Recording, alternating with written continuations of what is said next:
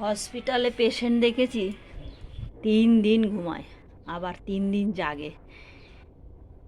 আর একে দেখেছি প্রতিদিনই ঘুমায়, ডেকে তুলে খেতে দিতে হয়। হ্যাঁ, শুনতে পাচ্ছে, সব শুনতে পাচ্ছে। দুষ্টু, অদুষ্টু, এটা কী শোয়া মা? এই পেটু টেটু বেরিয়ে গেছে, সব বেরিয়ে গেছে, ননা ফেনা সব বেরিয়ে গেছে। মা কি শুয়েছো মা?